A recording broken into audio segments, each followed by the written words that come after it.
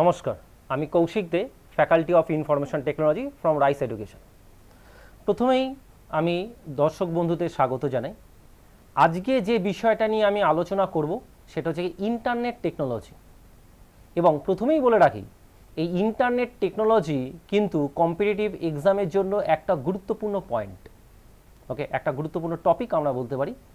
অনেক এক্সামে কিন্তু এখান থেকে কোশ্চেন এসেছে এবং আগামী দিনে আসবেও।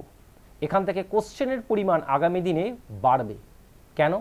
এখনকার দিনে কিন্তু আমরা ডেইলি লাইফে ইন্টারনেটের ওপর কিন্তু আমরা সবাই ডিপেন্ডেন্ট।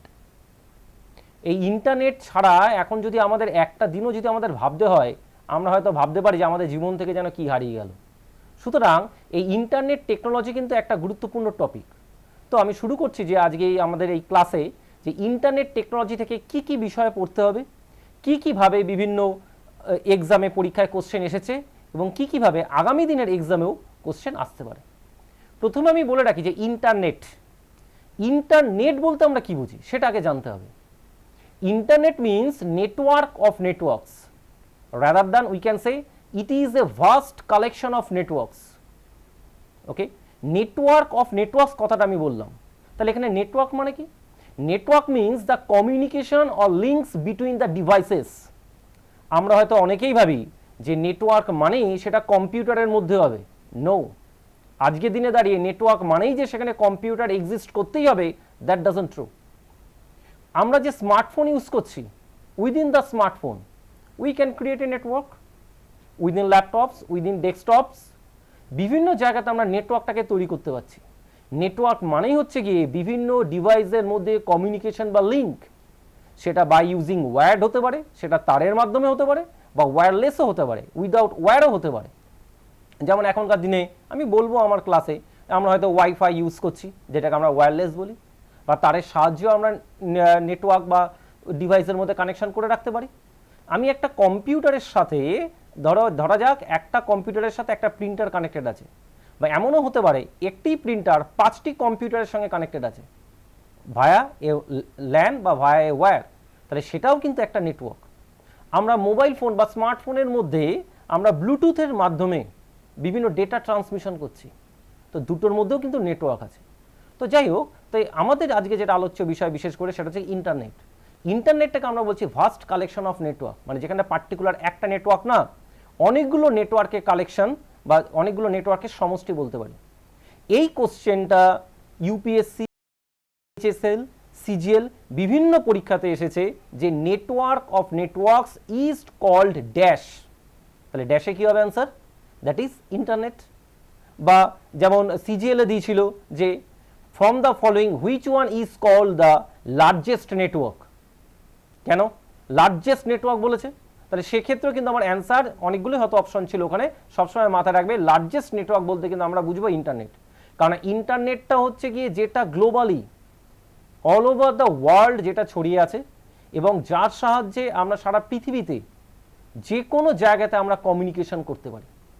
তো নেটওয়ার্ক বলতে আমরা সেটাকে বুঝি, এবং ইন্টারনেট হচ্ছে গিয়ে সেই সবচেয়ে বড় নেটওয়ার্ক যার সাহায্যে সারা পৃথিবীতে সমস্ত কিছু কানেক্টেড। এবার একটা কোশ্চেন পরীক্ষাতে খুব দেয়, who is called father of internet. সেটা আমি তোমাদের বলে রাখি যে father of internet, father of internet, father of internet, father of internet বলতে আমরা কাকে বলবো? ফাদার অফ ইন্টারনেট হচ্ছে কি ভিন্টন গ্রে কার্ভ। ওকে, এই কোশ্চেনটা কিন্তু অনেক পরীক্ষাতে এসছে। Who is known as father of internet? That is Vinton Gray কার্ভ। হয়তো এটা শর্ট ফর্মেও থাকতে পারে, তার নামটা শর্টেও লেখা হয় ভিন্ট কার্ভ, এবং এটা রেলে 2-3 বার দিয়েছে কোশ্চেনটা, who is father of internet. ওকে, তাহলে আমরা বলবো either ভিন্টন Gray curve or ভিন্ট curve. এবার আমরা জানি এই ইন্টারনেটের কনসেপ্টটা প্রথম কোথা থেকে এসছে। যদি আমরা বলি what is called the first internet, তাহলে আমরা first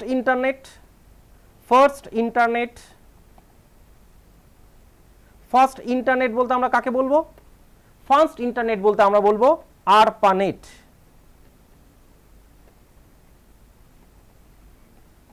what is ARPANET? ARPANET বলতে বোঝায় advanced research projects agency for network. আমি আবার রিপিট করছি, advanced research projects agency for network, that is call the first network. Okay, এই কোশ্চেনটা খুব কমন কোশ্চেন, হয়তো এটা ফুল ফর্মও আসতে পারে বা কোশ্চেনটা এই ফর্মেটেও আসতে পারে, which one is the first internet, that is ARPANET. Okay, এবার এই আরপানেটের এই কনসেপ্টটাই এসছে আরেকটা network, that is called DARPA, that is called DARPA. ডারপার মধ্যে খালি ডিটা হচ্ছে আমার একটা এক্সট্রা, এই ডিটাকে ডিফাইন করা হয় ডিফেন্স। তার মানে আমি আরপানেটে আগেই বলেছি, আরপানেটের ফুল ফর্ম কি বলেছি, advanced research projects agency of networks. এই ডিটা হচ্ছে গিয়ে ডিফেন্স, তার মানে এইটা ছিল প্রথম network that have been uses for the defence. Okay, ইউএসএতে ডিফেন্সের আন্ডারে একটা নেটওয়ার্ককে ইউজ করা, that is called closed network, that only basically uses for the military purpose. Okay, that is very close and that is very secure.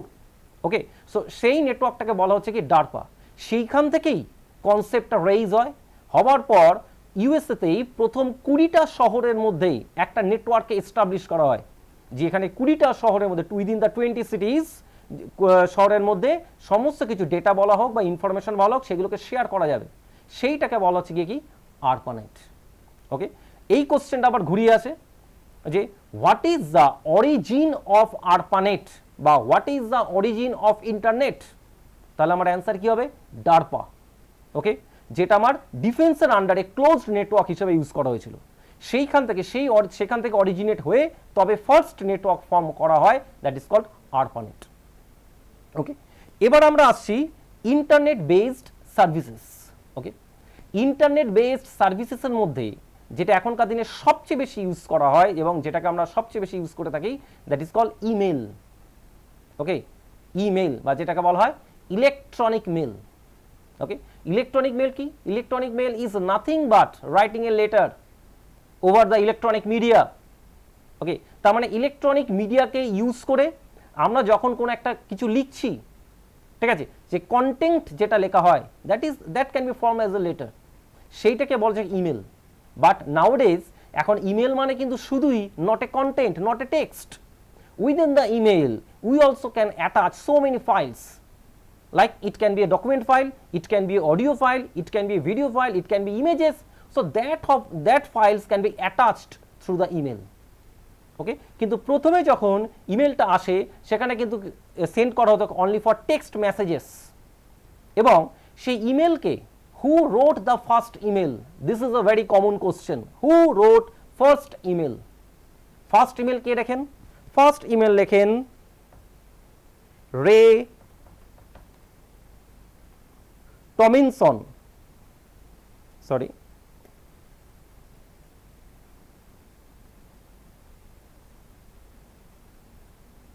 Tomlinson.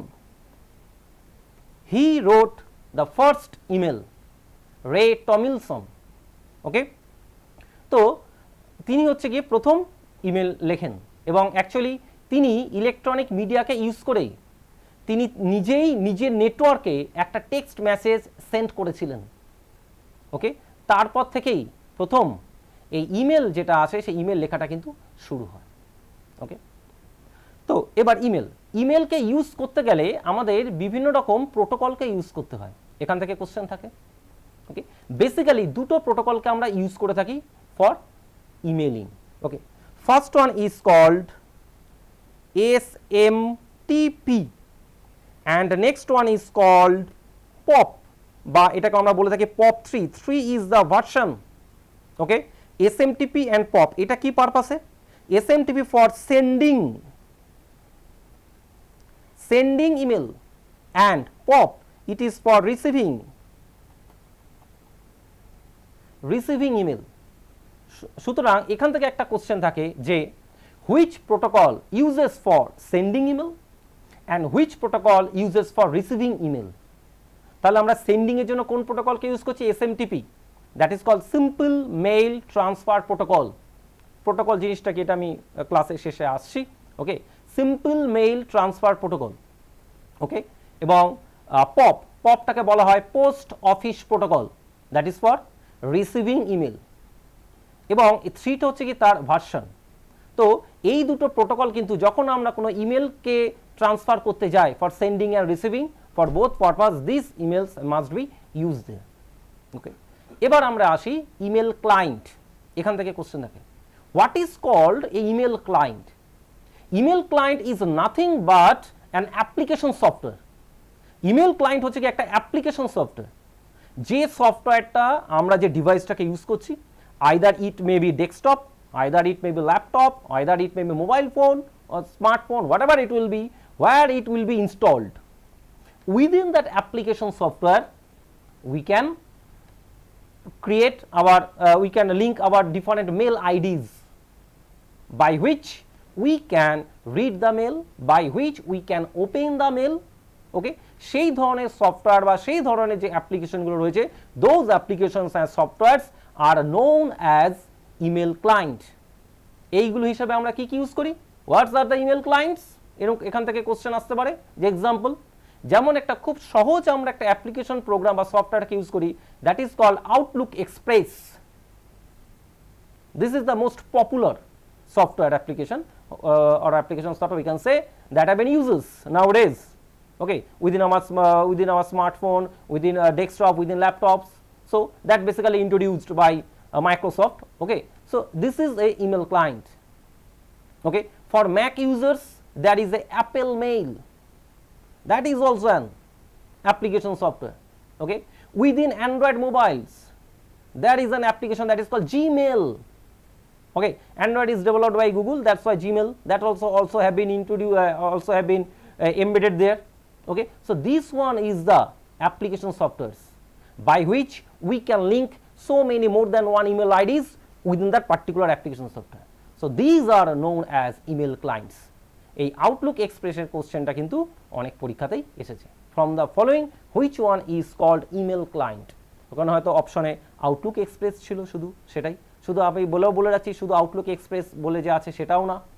ওকে, অনেক রকম কিছু রয়েছে। ওকে, এবার আমরা আসছি মেলের পর, দ্যাট ইজ কল্ড, যেটা ইন্টারনেটের মাধ্যমে ইউজ করে থাকি আমরা, SMS, যেটাকে আমরা বলি SMS। SMS আমরা সবাই করি। ওকে, তো সেই SMS-কে আমরা বিভিন্ন পারপাসে আমরা ওটাকে ইউজ করি। ওকে, সো SMS-কে বলা হয় শর্ট মেসেজ সার্ভিসেস, SMS। ঠিক আছে, শর্ট মেসেজ সার্ভিসেস। এবং সেটাকে প্রথম কে লেখেন? প্রথম SMS wrote by Neil Papworth. Okay, Neil Papworth wrote the first SMS, okay, in 1992 on that time. Okay, actually the first SMS was the Merry Christmas. He wrote these SMS, short message services, to the director of the Vodafone. Okay, so that's why from then it is known as SMS. এই SMS services কিন্তু আমরা এখন অনেক কিছু use করি। ওকে, এই SMS করার জন্য আমরা যে বিভিন্ন রকমের যে স্মার্টফোনগুলো ইউজ করছি, not only smartphone, any type of mobile phones we are using, সেখানে কিন্তু আলাদা একটা application based on the operating system, সেটা আইদার অ্যান্ড্রয়েড হতে পারে, iOS হতে পারে, তার উপর বেস করে অলরেডি একটা মেসেজ করার জন্য আমাদের একটা অ্যাপ্লিকেশন কিন্তু স্টোর করা থাকে। Okay, so that is the SMS type of software, সেইগুলোর সাহায্যে আমরা SMS করতে পারি। এছাড়াও এখনকার দিনে আমরা ইউজ করছি যেমন হ্যাংআউট, ওকে, ট্রু কলার, ওকে, প্রচুর SMS করার মতন এরকম অ্যাপ্লিকেশন রয়েছে। এখন অ্যাকচুয়ালি এই জিনিসগুলো, এই SMS থেকেই কিন্তু একটা মানে টার্ম চলে এসছে, that is call instant messaging, instant messaging services. Okay, SMS-এ কী হতো? SMS হচ্ছে কি পার্টিকুলার আমরা কোনো একটা নাম্বারে বা কোনো একটা ডেস্টিনেশনে আমরা মেসেজটাকে স্টোর করে রেখে দিতাম। ওকে, সেই মেসেজটা স্টোর হয়ে থাকতো, সুতরাং সে যখন চাইবে সে তখন দেখে নিতে পারবে। ওকে, এবার তারপর থেকে ওই SMS-এর ওপর বেস করেই ওখান থেকে একটা নতুন প্রোগ্রাম, নতুন একটা অ্যাপ্লিকেশন ডেভেলপ করা হলো, that is call instant messaging, যেখানে ইনস্ট্যান্ট বা রিয়েল টাইম করা যাবে, ইনস্ট্যান্ট মেসেজিং করা যাবে। যেখানে আমরা ইনস্ট্যান্ট কোনো মেসেজ পাঠাতে পারবো এবং সে আমাকে লিখছে, সেটাও আমার কাছে চলে আসবে। That is call instant messaging services, যেটার জন্য সবচেয়ে বেশি পপুলার হোয়াটসঅ্যাপ। এটা আজকের দিনে দাঁড়িয়ে আমার আর বলার অপেক্ষা রাখে না। ওকে, ইনস্ট্যান্ট মেসেজিং সার্ভিসেস অনেক আছে, নট অনলি হোয়াটসঅ্যাপ আছে, হাইক আছে, ভাইবার আছে, লাইন আছে, উইচ্যাট আছে, চ্যাটন আছে। There are so many application softwares are there that have been used for the instant messaging. ওকে, তাহলে এই ইন্টারনেট টেকনোলজিগুলোকে কিন্তু আমরা এই জায়গা বা এই পারপাসে ইউজ করে থাকি। সুতরাং এই জায়গাগুলো থেকে একটু ভালো করে মাথায় রাখতে হবে যে পয়েন্টগুলো আমি বললাম, বিশেষ করে যে কোনটা কে প্রথম লিখেছিলেন, email, who wrote the email, who wrote the SMS first time. Okay, এই পয়েন্টগুলো কিন্তু একটু ভালো করে মাথায় রাখতে হবে। ওকে, এছাড়াও আমরা ইন্টারনেটের মাধ্যমে বিভিন্ন রকম অডিও ফাইল, বিভিন্ন রকমের ভিডিও ফাইল, বা যেটাকে আমরা বলে থাকি এখন real time streaming. Real time streaming মানে কি? যেটা ইনস্ট্যান্ট পার্টিকুলার কোনো একটা সার্ভার, যেগুলোকে বলা হয় পডকাস্টিং সাইটস। পডকাস্টিং সাইটস মানে কি?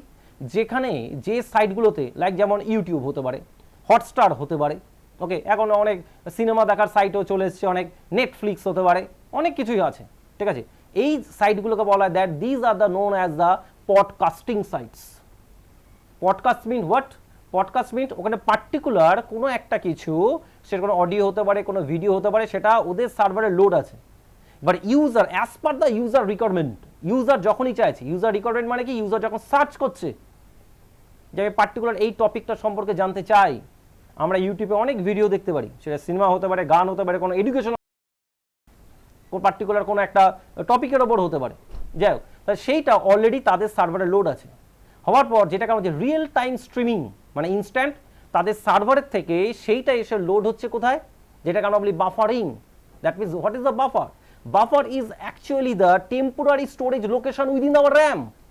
আমরা যে ডিভাইসটাকে ইউজ করছি, সেটা স্মার্টফোন হোক বা ল্যাপটপ হোক বা যাই হোক, সেই র্যামের মধ্যে এসে আগে স্টোর হয়। সেই র্যামের যে জায়গাটা, পার্টিকুলার যে ইনস্ট্যান্স বা যে জায়গাটা স্টোর হচ্ছে, that is call the buffer, and the entire process is known as buffering.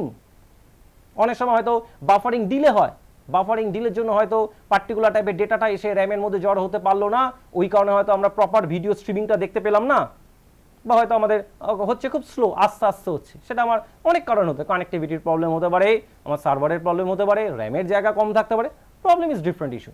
Okay, so that is call the real time streaming.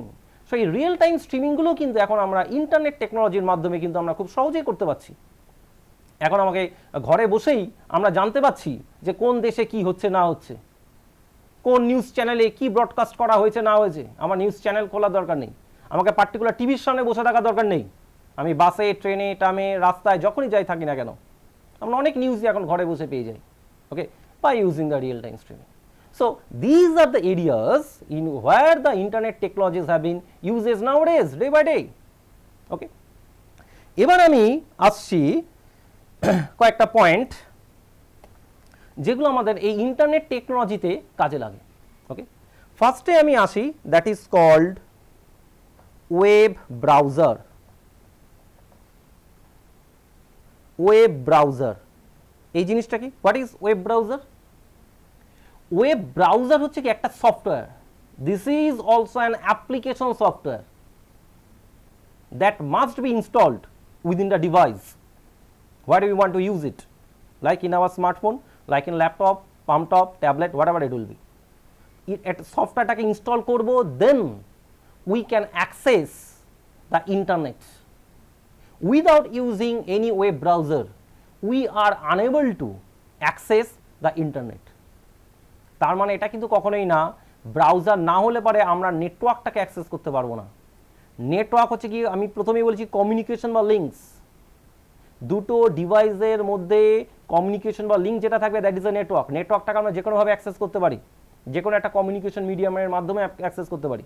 কিন্তু আমাদের ইন্টারনেটে যখনই আমাকে কোনো পেজ বা কোনো সাইট বা কোনো কিছুকে ওপেন করতে হচ্ছে না কেন, তার জন্য সবার আগে আমার দরকার একটা অ্যাপ্লিকেশন প্রোগ্রাম বা একটা application software, that is called web browser. Okay, so এই ওয়েব ব্রাউজার হিসেবে আমরা এখনকার দিন অনেক সফটওয়্যারকে ইউজ করি, যেমন গুগল ক্রোম। অনেকেই বলে গুগল, না, সফটওয়্যারটার নাম ক্রোম, ডেভেলপ করেছে গুগল। অনেকেই বলে গুগল ওপেন কর, গুগলকে ওপেন করা যায় না, we have to open the software that is Chrome. Okay, Mozilla Firefox, অনেকে বলে মোজিলা ওপেন কর, no, Mozilla is the company, the name of the software that is Firefox. Okay, এরকম অনেক software আছে। ওকে, সাফারি অ্যাপেলের। Okay, so these are the web browser softwares.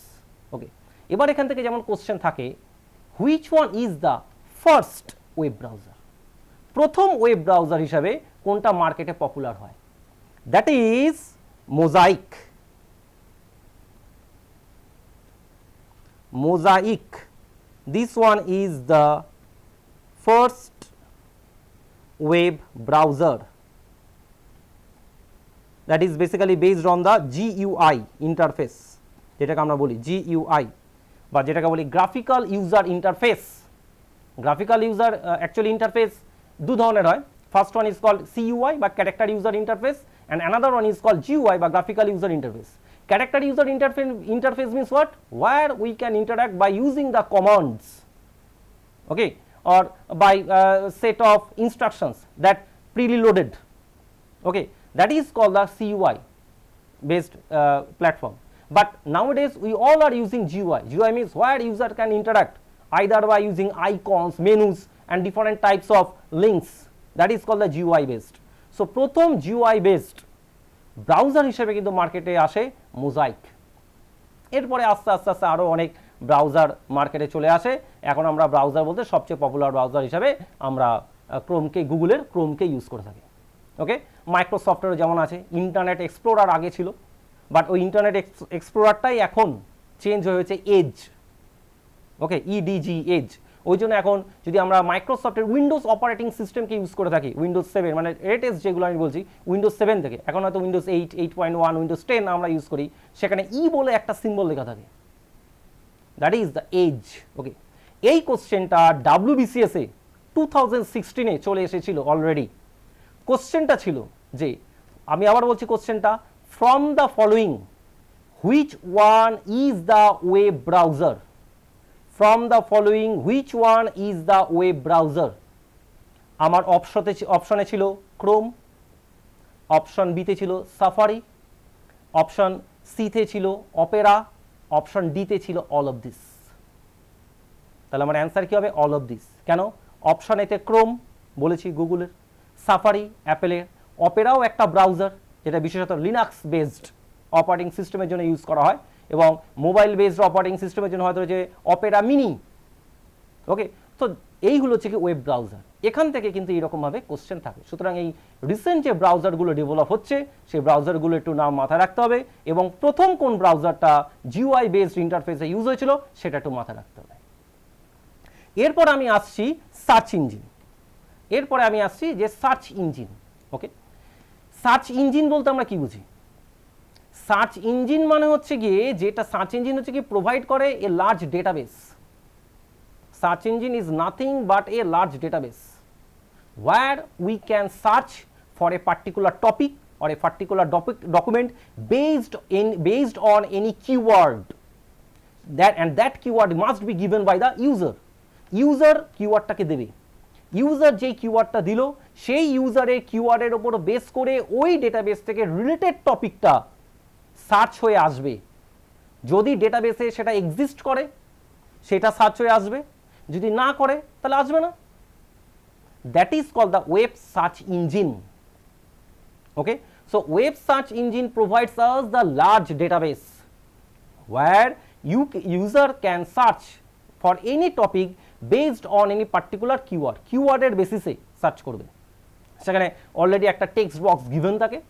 ওকে, সেই text বক্সটার মধ্যে actually সেই সার্চ আইটেম বা টপিকটা দেওয়া হয়, যেটাকে আমি বলছি কিওয়ার্ড, ওটার বেসিসে আসবে। এবং সার্চ ইঞ্জিন কিন্তু অ্যাকচুয়ালি প্রোভাইড করে ডিফারেন্ট লিঙ্কস, যেগুলোকে আমরা বলে থাকি হাইপার লিঙ্কস। সার্চ ইঞ্জিনে যখন আমরা কোনো একটা টপিককে আমরা সার্চ করি, সেই টপিকটা কিন্তু কখনোই কন্টেন্টটা আসে না। Actually it provides the different links. Links for what? Links means the URLs, যেখানে ক্লিক করলে পারে আমরা ওই টপিকটা সম্পর্কে পার্টিকুলার ইনফরমেশন বা তার এগেনস্টে যে ডকুমেন্টটা রয়েছে সেটাকে আমরা পাবো। That is called web search engine. Okay, সে ওয়েব সার্চ ইঞ্জিন হিসেবে আমরা কি ইউজ করি? সার্চ ইঞ্জিন হিসেবে আমরা ইউজ করতে পারি গুগল, যেটাকে আমরা করি www.google.com, ওকে, yahoo.com, ওকে, অনেক সার্চ ইঞ্জিন রয়েছে, Ask, Bing, there are several types of search engines. কিছু ইন্ডিয়ার বেস সার্চ ইঞ্জিনও আছে, যেমন dialindia.com, khoj123.com, ওকে, এগুলো অনলি ফর ইন্ডিয়া বেসড, মানে এখানে খালি ইন্ডিয়া রিলেটেড ইনফরমেশন পাওয়া যাবে। কিন্তু আমি অল ওভার ওয়ার্ল্ড বেসিসে যদি ইনফরমেশন পেতে চাই, সেক্ষেত্রে কিন্তু আমার এই সার্চ ইঞ্জিনগুলো কিন্তু কাজ দেয় না। বাট যদিও এখনকার দিনে সবচেয়ে পপুলার সার্চ ইঞ্জিন যদি আমরা বলে থাকি, দ্যাট ইজ কি গুগল। অনেকেই কিন্তু প্রথমেই বলে রাখি, এই সার্চ ইঞ্জিন আর ওয়েব ব্রাউজার দুটোকেই গুলিয়ে ফেলে, দুটোতেই নাম দেয় গুগল। না, Chrome is the software which is developed by Google, okay, and google.com is the name of the URL of the search engine. এই সার্চ ইঞ্জিনের ইউআরএলটা google.com, যে খালি আমার সিস্টেমে ক্রোম সফটওয়্যারটা আছে তাহলেই খুলবে তা না। আমি মাইক্রোসফট এজের মাধ্যমে google.com-কে খুলতে পারছি, আমি তো লিঙ্ক করছি অ্যাকচুয়ালি সার্চ ইঞ্জিনটাতে। সার্চ ইঞ্জিন মানে দ্য লার্জ ডেটাবেস, সেটাকে। এবার এখান থেকে কোশ্চেন থাকে একটা খুব কমন কোশ্চেন, অনেক পরীক্ষাতে এসেছে, ইভেন লাস্ট ইয়ার 2019 WBCS মেনের মতন এক্সামও চলে এসেছে, which one was the first web search engine. তাহলে আমি কি বলছি, কোশ্চেনটা কি, which one was the first web search engine, okay, প্রথম ওয়েব সার্চ ইঞ্জিনটার নাম কি? That is Archie, that is Archie, that is the name of the first web search engine, okay. Actually এই নামটা হওয়া উচিত ছিল আর্কাইভ, ARCHI, আমি লিখেছি ARCHIE, এই আই আর ই এর মাঝখানে যদি আমি একটা ভি কে লিখে দিই, তাহলে কিন্তু স্পেলিংটা হয়ে যায় আর্কাইভ। অ্যাকচুয়ালি এটা হওয়া উচিত ছিল লঞ্চ হওয়ার সময়, এটা একটা মিস্টেক হয়, হয়ে গিয়ে এটা আর্চি হয়ে যায়, ভিটা মিসস্পেলড হয়, তাই এখন আর্চি হয়ে যায়, ওটাকে আমরা আর্চি বলেই জানি, ওকে। তো যাই হোক, তো this one was the first web search engine, okay. তো এই ওয়েব সার্চ ইঞ্জিন থেকে ঘুরিয়ে ফিরিয়ে অনেক এক্সামে অনেক রকম কোশ্চেন এসছে, যেমন 2016 WBCS এ, ওকে, একটা কোশ্চেন ছিল, কোশ্চেনটা আমি একটু আগে লিখছি। কোশ্চেনটা ছিল, which one of the following is web search engine, okay. আমার এখানে অপশান এতে ছিল আলিওয়েব, অপশান বিতে ছিল জাগহেড,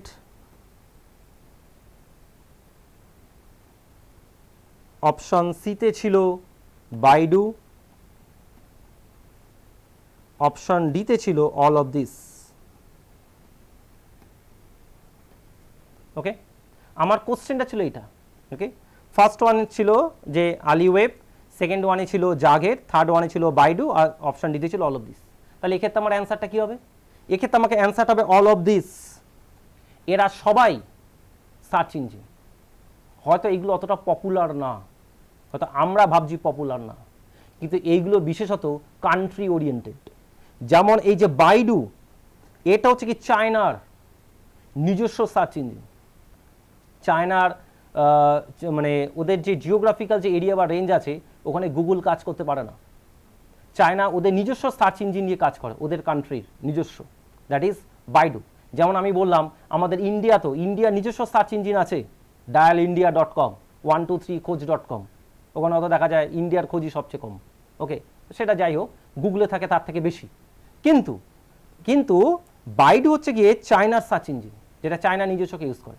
তেমনি আলিওয়েব যেটা আছে, সেটা মালয়েশিয়াতে ইউজ হয়, ওকে, জাপানে ইউজ হয় জাগেট। এইগুলো এদের প্রত্যেকটা কান্ট্রি সাইট, কান্ট্রির ওপর বেস করে এই সার্চ ইঞ্জিনগুলো তৈরি করা। সুতরাং এই ধরনের কোশ্চেন, এতটা ডেপথে কোশ্চেন কিন্তু আসছে। সুতরাং সার্চ ইঞ্জিন খালি আমি গুগল বা ইয়াহু জানলাম সেটা জানলেও হবে না, আমাকে এই ডেপথেও কিন্তু কনসেপ্ট আমাকে নিতে হবে যে কী কী সার্চ ইঞ্জিনের নাম হতে পারে, ওকে। আশা করি সার্চ ইঞ্জিনটা তোমাদের ক্লিয়ার হয়েছে, ওকে। এইবার সার্চ ইঞ্জিনের পর আমি যাব, আচ্ছা আমরা যখনই সার্চ ইঞ্জিনে যখনই কোনো একটা টপিক বা কোনো কিছু সার্চ করি, ওই যে বললাম সার্চের এগেনস্টে আমরা কি পাই, আমরা একটা হাইপার লিঙ্ক পাচ্ছি। ওকে, ওই লিঙ্কটাতে ক্লিক করলে পারে আমরা পার্টিকুলার যে কন্টেন্টটা সম্পর্কে বা যে ইনফরমেশনটা আমরা চেয়েছি, যে কিওয়ার্ডটার সম্পর্কে ইনফরমেশনটা আমরা চেয়েছি, সেই ইনফরমেশনটা কিন্তু আমরা সেই জায়গাটাতে পাবো। That is call the URL. আমি প্রথমে কি বলছি, দ্যাট ইজ ইউআরএল। ইউআরএল, ওই লিঙ্কটাকে বলা হয় ইউআরএল। ইউআরএল এর ফুল ফর্ম কি? ইউআরএল এর ফুল ফর্ম হচ্ছে গিয়ে uniform resource locator. Okay, uniform resource locator. Okay, that is called URL, uniform resource locator. ঠিক আছে, that is called URL. Okay, এই ইউআরএলটা বলতে আমরা কি বুঝি? এই ইউআরএল থেকে কিন্তু প্রচুর কোশ্চেন থাকে, অনেক জায়গাতে অনেক রকমভাবে কোশ্চেন থাকে, যে from the following dash is the path which identifies particular page through the web. Answer কি হবে? ইউআরএল। অ্যাকচুয়ালি একটা পাথকে ডিফাইন করে। আমরা যখন কোনো একটা ইউআরএলকে লিখি তখন আমরা কিভাবে লিখি? HTTP বা HTTPS colon say slash slash www dot আমি ধরে নিচ্ছি abcd.com slash say folder fld1 slash file1. Okay, so this one is a complete URL. Okay, https www.abcd.com slash folder1 slash file1. This one is the complete URL. That means this actually identifies the particular path of the page where the page have been located. এর মধ্যে প্রথমে এই যে http বা https যেটাকে আমরা দেখি, that is called, এটাকে বলা হয় protocol. that is called protocol. ওকে, তারপরে যেটা রয়েছে www.abcd.com, এই যে পুরো জিনিসটা, that is called the domain. domain, that is called domain. This one is the name of the folder বা directory within that domain, and this one is the actual file which I am searching for. This one is the actual file which I am searching for. Okay, so তার মানে আমাকে কিন্তু ইনফরমেশনটা show করছে, file 1 বলে ফাইলটার ইনফরমেশনকে আমাকে show করছে। এবার এই ফাইল 1 বলে ফাইলটার ইনফরমেশন কোন ফোল্ডারে আছে? সে ফোল্ডার 1। সেটা আবার কোন ডোমেনে আছে? সেটা www.abcd.com। সেটা যা খুশি তাই হতে পারে। আমরা অনেক জায়গাতে অনেক রকমের ইউআরএল আমরা দেখি, বা হয়তো আমরা যদি পার্টিকুলার ইউআরএলটা না জানি আমরা কি করি, আমরা সেই ডোমেনটাতে যাই। সেই ডোমেনে গিয়ে আমরা সেই বিভিন্ন লিঙ্কের মাধ্যমে এখান থেকে ওটা, ওখান থেকে সেটা, সে তুমি একটা ডোমেনে গেলে সেখান থেকে দেওয়া রয়েছে যে ইন্টারেস্টেড ফর দিস ওয়ান, তুমি ওখানে ক্লিক করলে তোমার ডোমেনটা ঠিক রইল, www.abcd.com স্ল্যাশ দিয়ে আরেকটা কিছু হয়ে গেল। আবার ওখানে আরেকটা লিঙ্ক ক্লিক করলে আবার স্ল্যাশ দিয়ে আবার আরেকটা কিছু হয়ে গেল। তার মানে কি, আমি পার্টিকুলার একটা ফাইলকে সার্চ করতে চাইছি, সেই ফাইলটা পার্টিকুলার কোন ডোমেনে আছে এবং সেই ফাইলটা পার্টিকুলার কোন ওই ডোমেনের কোন ফোল্ডার আছে সেই পাথটাকে বলে দিচ্ছে। সুতরাং কেউ যদি আমরা এই পাথটাকে মনে রাখতে পারি তাহলে পরেই কিন্তু আমাদের এই ইউআরএল দিয়ে কাজ করলেই হয়, আমাদের শুধু ডোমেইন নেম দিয়ে না হলে হবে, কিন্তু সাথে আমার ডোমেইন নেমটা থাকবে। এবং এখানে প্রথমে যেটা আছে প্রোটোকল, প্রোটোকলটা আমি অবশ্যই বলবো। ওকে, এই যে www.abcd.com, এই যে প্রথমেই যেটা আছে www, এই জিনিসটা কি? এটার পুরো কথাটাকে বলা হয় world wide web. www means কি? World wide web. ওকে, এই www কি কাজ করছে? এই ওয়ার্ল্ড ওয়াইড ওয়েব এর মধ্যেই পার্টিকুলার ওই সাইটটার সমস্ত অ্যাপ্লিকেশনস, তার ডকুমেন্টস, সেটা কোনো অডিও ফাইল হতে পারে, কোনো ভিডিও ফাইল, সমস্ত কিছু ওই wwwর মধ্যে স্টোর করা আছে। ওই জন্য that's why we need to use the www। ওই জন্য দেখবে যে কোনো ইউআরএল যখন শুরু হয় তখন তার আগে www কথাটা থাকে, বা হয়তো যদি আমরা নাও দিই, কেউ যদি নাও বলে আমি জানি www হবে, অ্যাকচুয়ালি এটা একটা পাবলিক ডোমেন আমরা বলে থাকি। ঠিক আছে, যার মধ্যে বাদবাকি যে সার্ভার বা যে ডোমেনটা অ্যাডেড রয়েছে তারা সমস্ত কিছু পাবলিকলি এটা এখান থেকে অ্যাক্সেস করা যাবে। ক্লিয়ার? অ্যাকচুয়ালি এটা হোস্ট যে আমার প্রোভাইড করে different types of documents, different types of files for that particular domain. তার মানে এই হোস্ট যে খালি পাবলিকই হবে তার কিন্তু মানে নেই, হোস্ট আমার প্রাইভেটও হতে পারে। এই যে বিভিন্ন অর্গানাইজেশন বা কোম্পানিতে যারা যে সমস্ত কাজ হয় সেখানে প্রাইভেট হোস্টে কাজ হয়, সেখানে হয়তো দেখা যাবে হয়তো একটা পার্টিকুলার আইপি অ্যাড্রেস দিয়ে অ্যাক্সেস করা হচ্ছে র্যাদার দ্যান দ্য www। তার মানে কি? তার মানে বুঝতে হবে তারাও তাদের ওই সমস্ত ফাইল ডকুমেন্ট সেগুলোকে তারা পাবলিকলি শেয়ার করতে চায়নি, সেটাকে তারা প্রাইভেট রেখে দিয়েছে। সুতরাং প্রাইভেটলি যখন কানেক্টেড থাকবে যে বা যারা, তার নিশ্চয়ই কোনো অথেন্টিকেশন প্রসেস থাকবে, ইউজার আইডি পাসওয়ার্ড থাকবে, সেই কোম্পানি বা সেই অর্গানাইজেশন তাকে সেই অ্যাক্সেসিবিলিটি দেবে, দেওয়ার পর সে তখন ওটাকে নিয়ে কাজ করতে পারবে। That is called the private host. তো আমরা ম্যাক্সিমাম কেসে আমরা ইউজ করে থাকি www, that is the public host, যার সাথে আমার ডোমেনটা থাকে, ওই ডোমেনের মধ্যে আমার সমস্ত ডকুমেন্ট, ফাইলস, সমস্ত কিছু আমার ইনফরমেশন ওর মধ্যে স্টোর করা রইল। ওকে, তো সেইটাকে আমরা বলে থাকছি গিয়ে কি ইউআরএল। আচ্ছা, এবার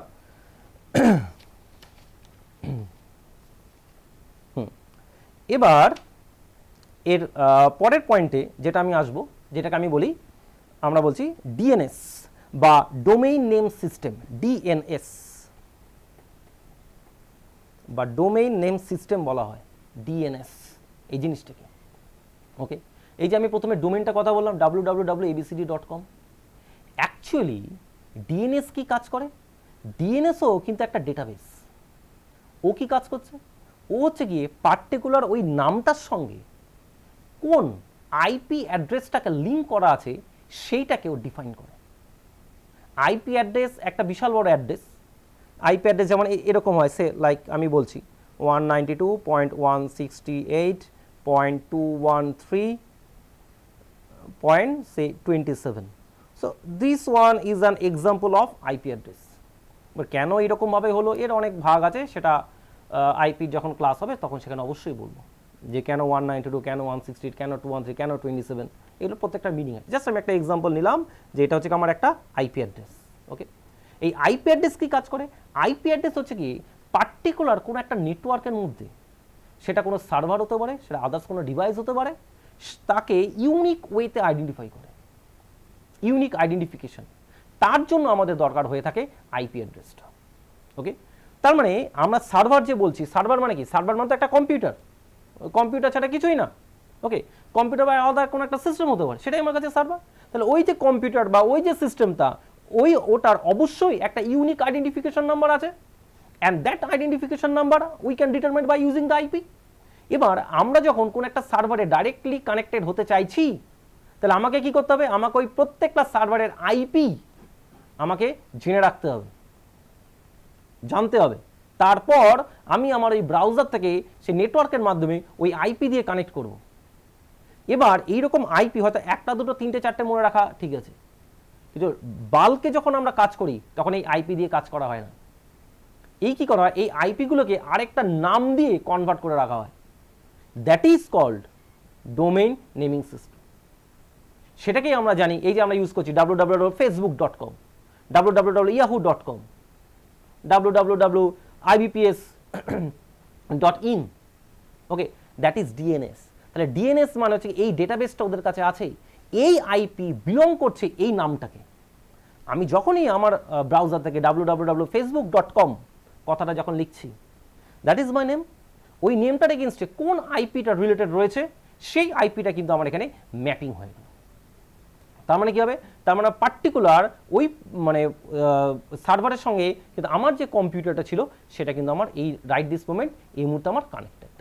ওকে, so that is called the DNS বা ডোমেইন নেমিং সিস্টেম। ওকে, এছাড়াও আমরা কিছু আদার্স কিছু ডোমেন কি পারপাসে তৈরি করতে চাই, সেই তার জন্য আমাদের আবার কিছু থাকে সাব ডোমেন।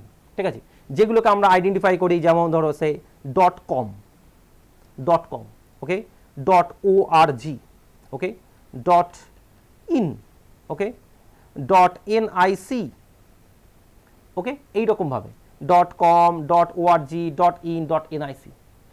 .com ফর কি বোঝাচ্ছে? .com ফর কমার্শিয়াল পারপাস,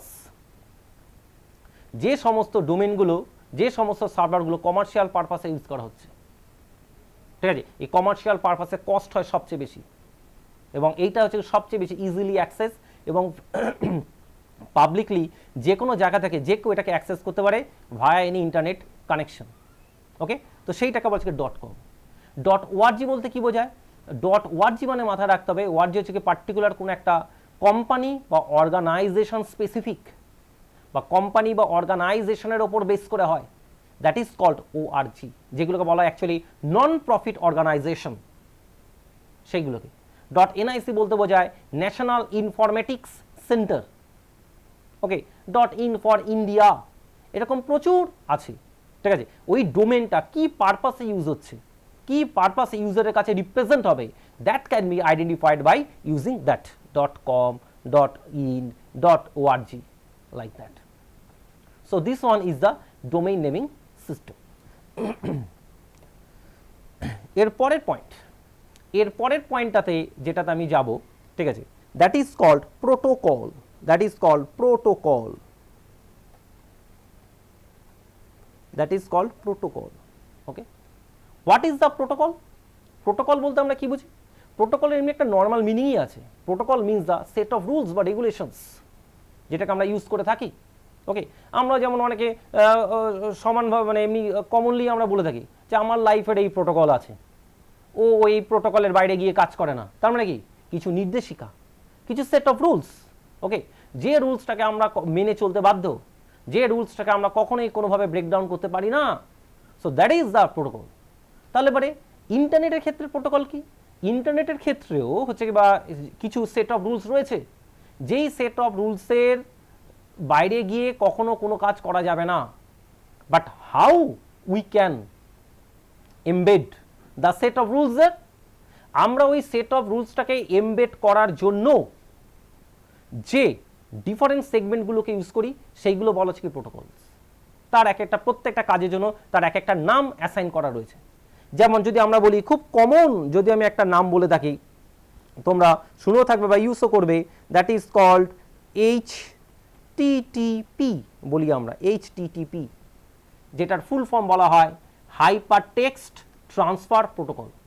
আবার বলছি ফুল ফর্মটা হাইপার টেক্সট ট্রান্সফার প্রোটোকল বলা হয় HTTP, যেটা বিশেষত খুব কমনলি যখনই কোনো আমরা URL লিখি না কেন, মানে www জাস্ট শুরু হওয়ার আগেই থাকে। হয়তো এখন আমরা দেখতে পাই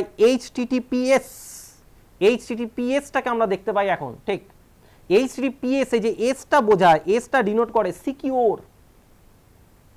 অ্যাকচুয়ালি হাইপার টেক্সট ট্রান্সফার প্রোটোকলটা কেন আমরা যখনই কোনো ওয়েব পেজকে যখন ট্রান্সফার করতে চাই, সেই ওয়েব পেজটার মধ্যে যে কোনো কন্টেন্টই থাকুক, সেটা কোনো ডকুমেন্ট থাকতে পারে, সেটা কোনো অডিও হতে পারে, ভিডিও হতে পারে, যাই হতে পারে, সেইটাকে লেখার জন্য আমাদের একটা ল্যাঙ্গুয়েজকে ইউজ করতে হয়, that is called HTML, that is called HTML, বা এটাকে আমরা বলে থাকি হাইপার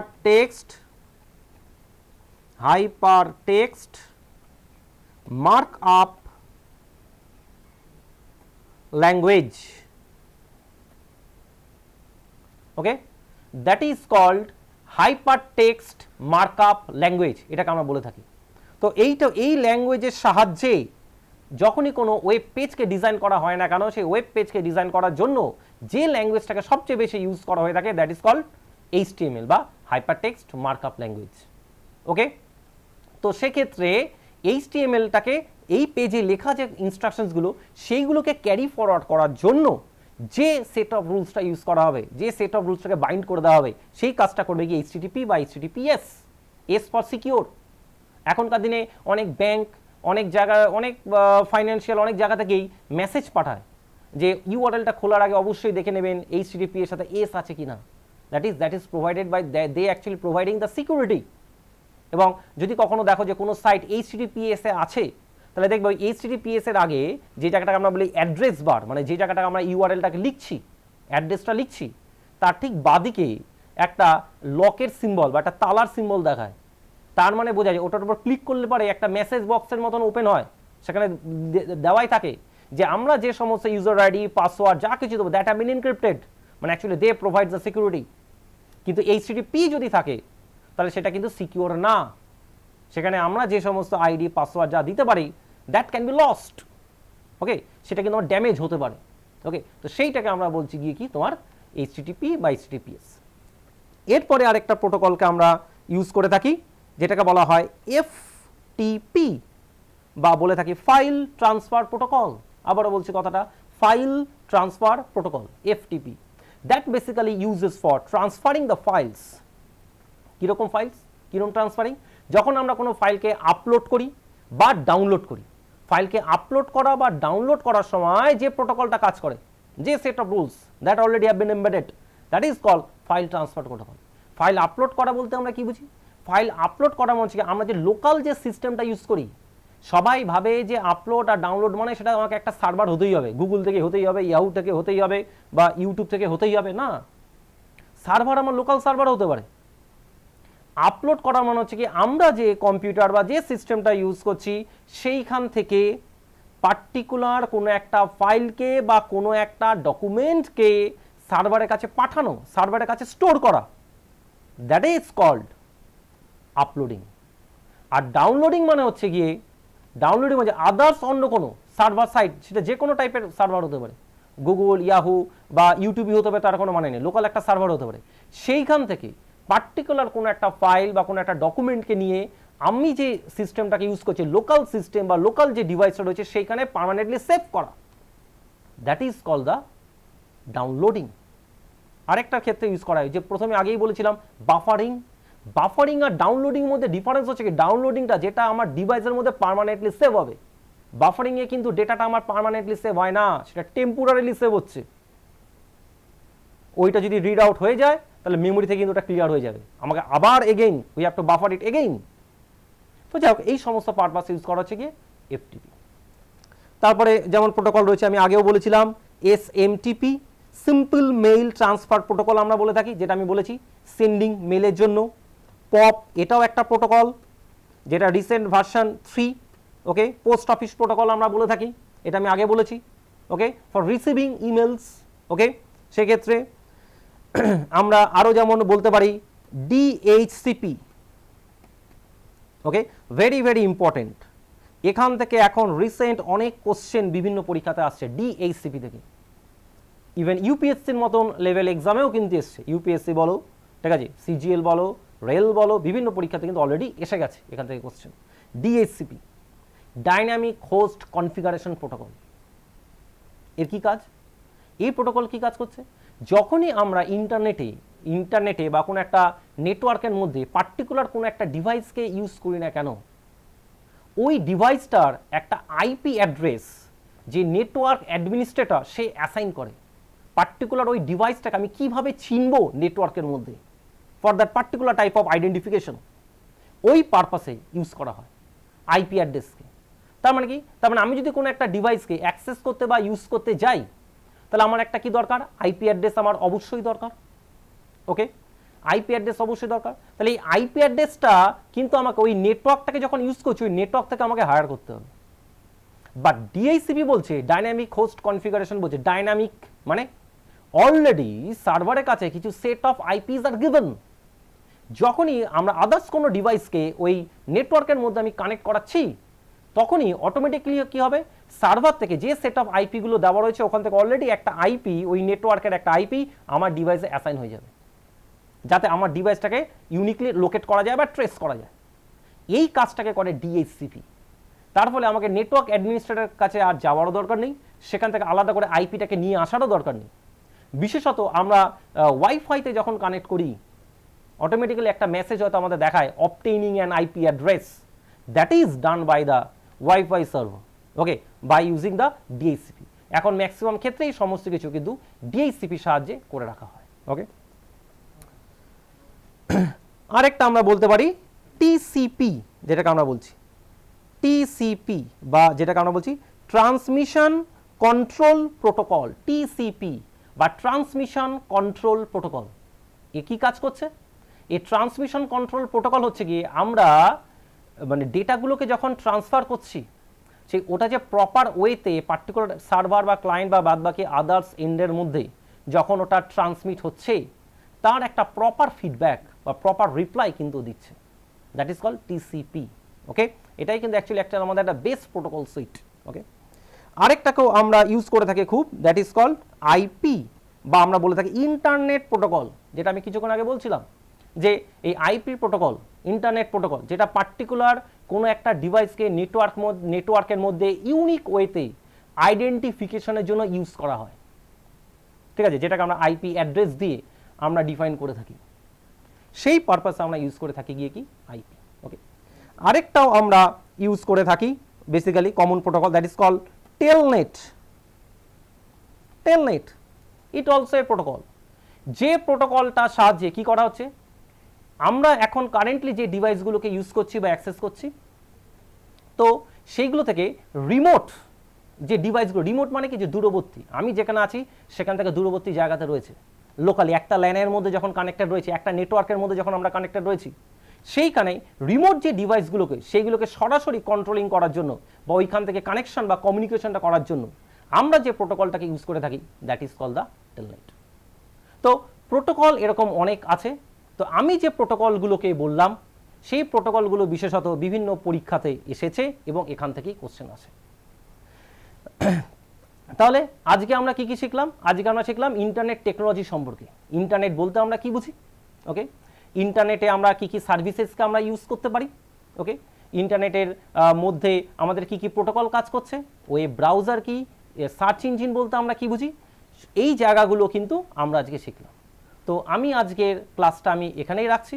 সুতরাং তোমরা যারা এই ক্লাসটাকে করলে তারা অবশ্যই যে পয়েন্টগুলো সম্পর্কে আমি আলোচনা করেছি সেই পয়েন্টগুলো সম্পর্কে তোমরা একটু ভালোভাবে দেখবে এবং যে ধরনের কোশ্চেন বা কী প্যাটার্নের কোশ্চেন আসতে পারে সেইগুলো যেমন আমি যেভাবে আমি বলেছি সেই জায়গাগুলোকে যদি একটু ফলো করো তাহলে পরে কিন্তু তোমরা বিভিন্ন পরীক্ষাতে কিন্তু অ্যান্সারগুলো করতে পারো বলে আমি আজকে আমার ক্লাসটা শেষ করছি।